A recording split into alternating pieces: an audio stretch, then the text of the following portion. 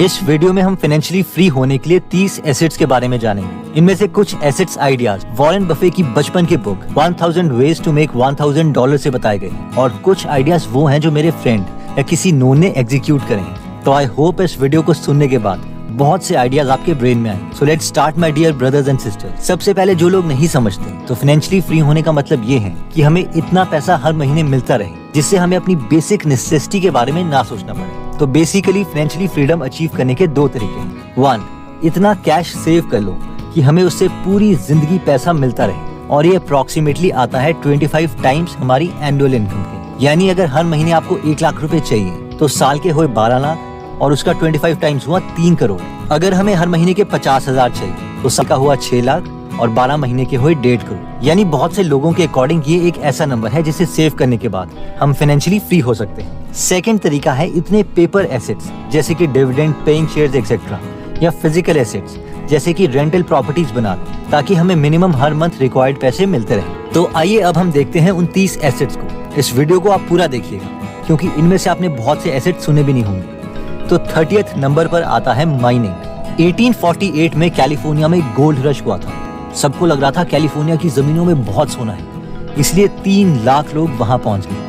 Mining के दौरान सोना तो बहुत कम लोगों को मिला, लेकिन कुछ ऐसे लोग थे जिन्होंने कोई रिस्क नहीं लिया और उन्होंने बहुत पैसे कमाए। और वो थे दुकानदार जो माइनिंग कर रहे लोगों को खुदाई के लिए सामान बेच रहे थे, जीन्स वगैरह बेच रहे थे। ऐसा ही कुछ रिसेंटली क्रिप्टो करेंसी के केस में हुआ है। कई लोग क्रिप्टो करेंसीज खरीद रहे थे, कुछ ने पैसे कमाए और कुछ ने पैसे नहीं कमाए, लेकिन कई लोगों ने क्रिप्टो करेंसीज की माइनिंग की। तो बेसिकली क्रिप्टो वर्ल्ड में माइनिंग का मतलब है एक कंप्यूटर को ऑन करके छोड़ दो, वो कुछ बिजली लेगा और अपनी प्रोसेसिंग पार देगा, जिसके बदले हमें क्रिप्टो कॉइन्स मिलेंगे जिन्हें हम बेच सकते हैं। अगर हम बड़े स्केल की बात करें तो चाइना और अमेरिका में लोगों ने बहुत ही लार्ज स्केल में क्रिप्टो माइनिंग की और बिटकॉइन वगैरह के प्राइसेस बढ़ने पर उन्होंने बहुत पैसे अर्न किए। छोटे स्केल में बात करें तो लोग अपने घरों में इन माइनिंग रिग्स को रखकर बहुत पैसे कमा रहे थे। एक्चुअली एसेट्स की डेफिनेशन में ये ऑलमोस्ट ट्रू एसेट था क्योंकि इसे मैनेज करने के लिए हमें अपना बहुत ही कम टाइम इन्वेस्ट करना था और इन्वेस्टमेंट हम 25 से 30 हजार में स्टार्ट कर सकते थे। 29th नंबर पर आता है preparing mining rigs.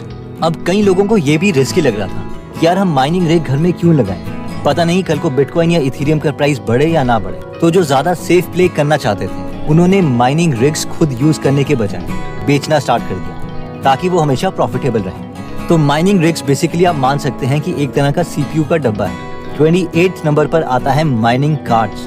Crypto mining में नेक्स्ट तरीके के लोग वो थे जो एक्चुअल में माइनिंग रिग्स भी नहीं बेच रहे थे, बल्कि उसके अंदर के जो ग्राफिक कार्ड्स हैं, मदरबोर्ड्स हैं, वो बेच रहे थे और तभी इन कार्ड्स का ऑर्डर करते जब एक्चुअल में डिमांड होती। कई लोगों को बीच में इसमें नुकसान भी हुआ क्योंकि ऐसा लग रहा था कि गवर्नमेंट ऑफ इंडिया क्रिप्टो को बैन कर सकती है। 27th नंबर पर आता है रेंटिंग। तो हमारे एक नोन थे जो कि एक नॉर्मल सी जॉब में थे, लेकिन वो हर साल कुछ डिफरेंट करते थे जो बाकी उन्हीं के एज ग्रुप के लोग नहीं करते थे। हर साल वो थोड़े थोड़े पैसे इन्वेस्ट करके उन्होंने अपने रिटायरमेंट तक एक रेंटल प्रॉपर्टी क्रिएट कर दी थी जिसमें 10 से 12 यूनिट्स थे और सारे रेंट पर चढ़ चुके थे। यानी अब वो फाइनेंशियली फ्री थे। इतना ही नहीं, अगर वो चाहते तो उसी बिल्डिंग में और कमरे बनाकर और रेंटल इनकम जनरेट कर सकते थे। I hope you got the point. ये एक कॉमन एग्जांपल है, लेकिन बहुत ही कम लोग इसे एग्जीक्यूट करते हैं क्योंकि एक थोड़ा स्लो मेथड है। अगर आप सोच रहे हैं कि मेरे पास इतने पैसे तो है नहीं कि मैं रेंटल प्रॉपर्टीज में लगाऊं, तो इसके लिए नेक्स्ट एसेट क्लास आपके लिए आती है और 26 नंबर पर है REIT। जिस तरह से हम म्यूचुअल फंड्स में बहुत से लोग मिलकर एक एक्सपर्ट को पैसे देते हैं कि वो बेस्ट कंपनीज में हमारे लिए पैसे इन्वेस्ट करें जिसका रिटर्न हमें मिलता है, वैसे ही रियल एस्टेट में जब हम प्रॉपर्टीज के एक्सपर्ट्स को पैसे देते हैं तो वो अच्छी प्रॉपर्टीज खरीदते हैं और उसका रेंट सब में डिस्ट्रीब्यूट कर देते हैं और ऐसे एसेट्स को REIT कहते हैं, यानी रियल एस्टेट इन्वेस्टमेंट ट्रस्ट। इसमें हमें रेंटल इनकम के साथ साथ अगर प्रॉपर्टी की एप्रिसिएशन भी होती है तो उसका बेनिफिट भी मिलता है। इंडिया में भी अभी कंपैरेटिवली ये न्यू कॉन्सेप्ट है, लेकिन embassy office park REIT, Mindspace business park REIT and Brookfield India real estate trust India की रियल एस्टेट इन्वेस्टमेंट ट्रस्ट है। 25th नंबर पर आता है डिजिटल कोर्स। अगर हमारे पास कोई भी स्किल है, investing, video editing, real estate, digital marketing, तो इसका डिजिटल कोर्स बनाकर हम ऑनलाइन सेल कर सकते हैं। बट इसके लिए हमें मार्केटिंग स्किल्स चाहिए होंगी या ऑडियंस जो हमारे पास पहले से ही है। मार्केटिंग स्किल्स के बारे में डिटेल में हम आगे डिस्कस करेंगे। 24th नंबर पर आता है डिविडेंड पेइंग स्टॉक्स। कई कंपनीज इतनी बड़ी हो जाती है कि उन्हें पता नहीं चलता कि वो अपना प्रॉफिट दोबारा से रीइन्वेस्ट कहां पर करें। इसलिए वो अपने प्रॉफिट का कुछ हिस्सा अपने शेयर होल्डर्स को दे देती है, जिसे डिविडेंड बोलते हैं। इसका फायदा इन्वेस्टर्स को ये होता है कि अगर कंपनी अच्छी चलती है तो उनके शेयर का प्राइस भी बढ़ेगा और साथ में डिविडेंड भी मिलता रहेगा। बजाज ऑटो, ITC, गेल ऐसी कंपनीज हैं जो डिविडेंड देती है। मगर इन कंपनीज के शेयर्स को खरीदना भी है या नहीं, ये कैसे पता चलेगा? तो अगर आप इस एसेट क्लास में इंटरेस्टेड हैं तो आप द फैल्कन मेथड बुक को स्टडी कर सकते हैं। 23rd नंबर पर आता है precious metals like gold and silver. कई लोग गोल्ड और सिल्वर को एसेट मानते हैं, खास करके रॉबर्ट कियोसाकी, जिन्होंने बहुत से सिल्वर और गोल्ड के कॉइन्स बॉक्सेस में बंद करके अपने घर रखे हुए हैं, क्योंकि गोल्ड और सिल्वर का प्राइस हमेशा इंक्रीज होता रहता है। लेकिन कई इन्वेस्टर्स गोल्ड और सिल्वर को एसेट्स नहीं मानते। उनका मानना है कि ये इनकम जनरेटिंग एसेट नहीं है, यानी ये खुद कुछ अर्न नहीं कर सकता। एनीवेज, फाइनल डिसीजन तो हमें खुद ही लेना पड़ेगा कि हम किन की थ्योरी से सेटिस्फाइड हैं। 22nd नंबर पर आता है cash.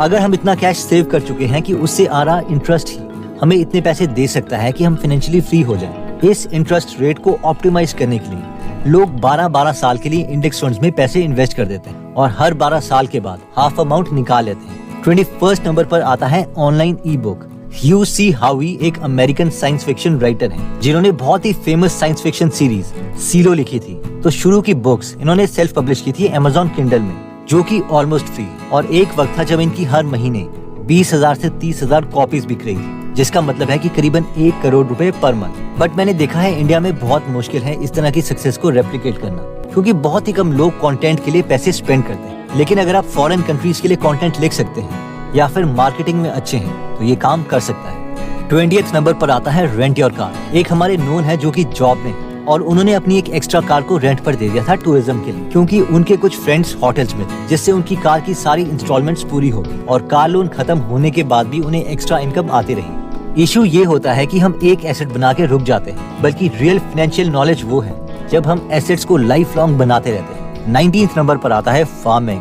Farming, specially mushroom farming, ऐसी चीजें हैं जिसमें काफी पोटेंशियल है, स्पेशली अगर आपके आसपास कोई मंडी है जहां मशरूम की डिमांड है। मेरे एक फ्रेंड एक बार अपने नोन की स्टोरी मुझे बता रहे थे कि किसी ने मशरूम फार्म खोला था और वहाँ लोग काम करते हैं जो बीच में से मशरूम निकाल लेते हैं, और वो उसके मालिक पर हंस रहा था कि मालिक कभी विजिट ही नहीं करता। लेकिन मेरे ओपिनियन में तो मालिक इंटेलिजेंट है, जिसने खुद के लिए एसेट बना लिया है और वो प्रॉफिटेबल भी है। थोड़े बहुत मशरूम बीच में गायब हो भी जाए तो किससे फर्क पड़ता है। एनीवेज, 18th नंबर पर आता है लैंड।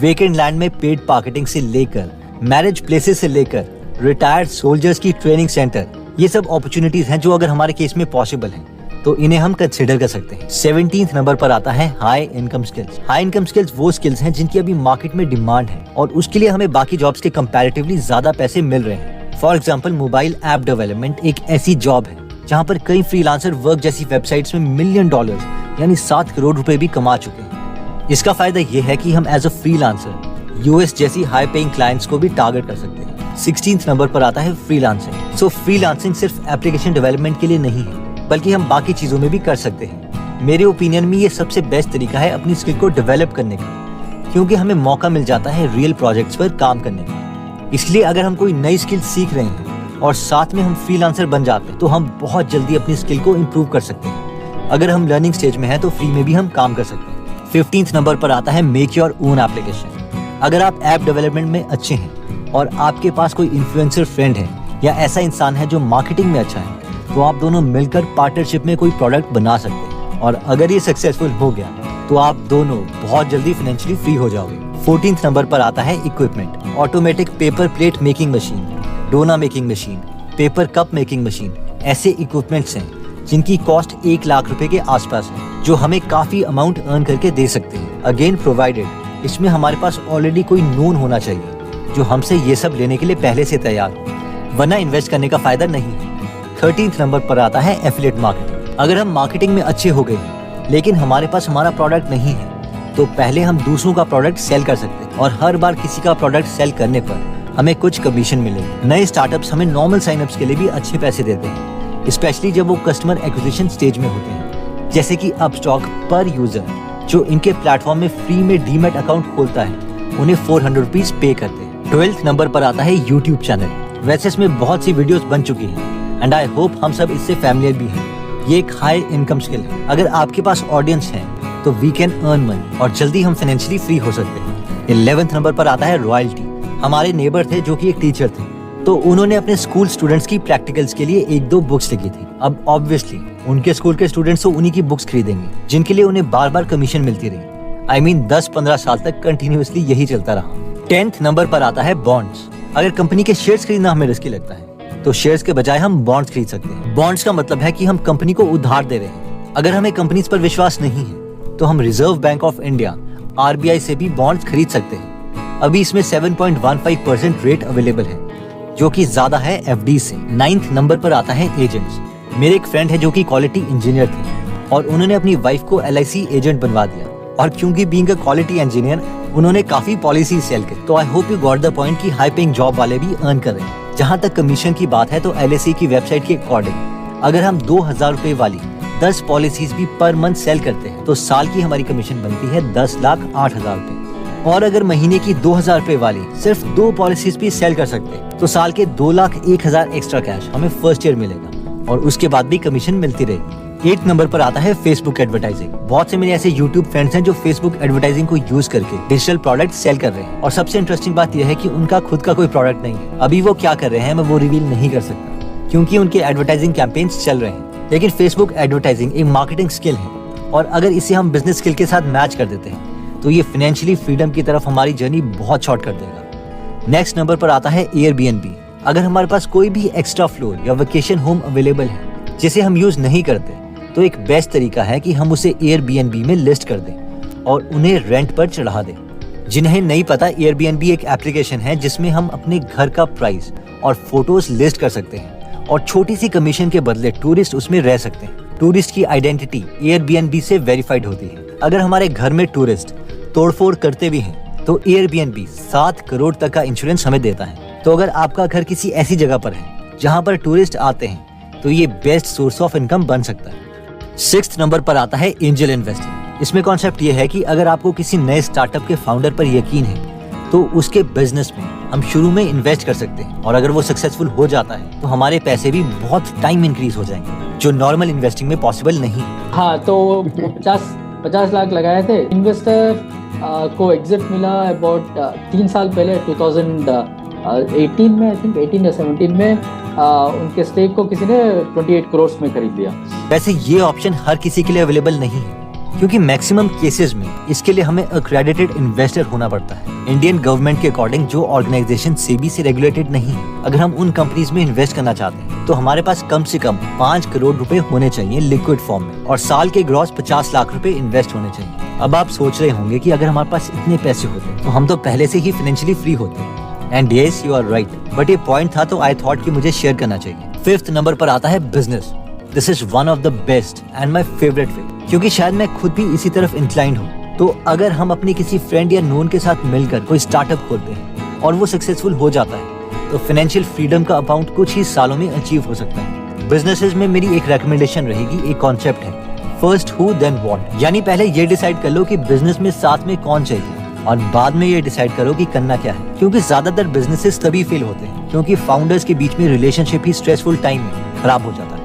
4th नंबर पर आता है index fund. Index fund is one of the easiest way financially free बनने का। इसमें सबसे अच्छी बात यह है कि हमारे पैसे ऑटोमेटिकली कटते रहेंगे अगर हम सिर्फ स्टार्ट करते हैं तो। लेकिन इसमें इशू ये आता है कि ज्यादा लोग इसमें इन्वेस्ट नहीं करते हैं क्योंकि उन्हें लगता है कि बहुत ज्यादा टाइम लगेगा, और एक्चुअल में लगता भी है 10, 20, इवन 30 साल तक। बट अगर हम वैसे भी किसी न किसी गोल के लिए लॉन्ग टर्म प्लानिंग कर भी रहे हैं तो हम इसे कंसिडर कर सकते हैं। 3rd नंबर पर आता है sell design T-shirt online. Again, अगर आप फेसबुक एडवर्टाइजिंग में कंफर्टेबल हो या फिर आपका कोई नोन है जो FB एडवर्टाइजिंग में कंफर्टेबल है तो हम डिजाइन्ड टी-शर्ट सेल कर सकते हैं। अगर आप डिजाइन टी-शर्ट के बिजनेस में इंटरेस्टेड हैं तो बेस्ट वे यही रहेगा कि हम ऑलरेडी सक्सेसफुल लोगों के काम को पहले देख लें जो ऑलरेडी इस चीज में सक्सेसफुल हो जाते हैं। खुद के एक्सपेरिमेंट्स में टाइम वेस्ट ना करें।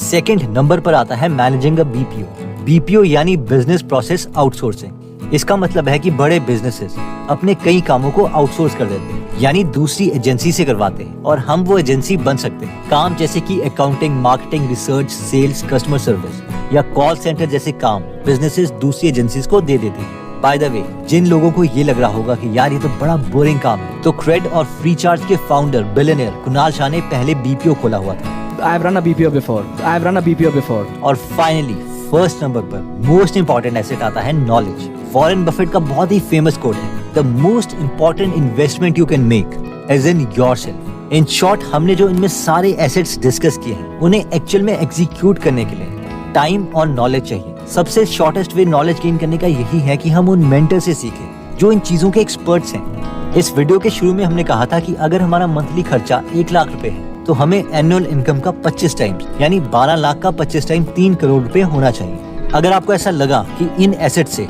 आपके ब्रेन में अपॉर्चुनिटीज खुली हैं तो ये वीडियो आप अपने फ्रेंड या फैमिली मेंबर के साथ जरूर शेयर करें, क्योंकि उनके साथ भी यही इम्पैक्ट होगा।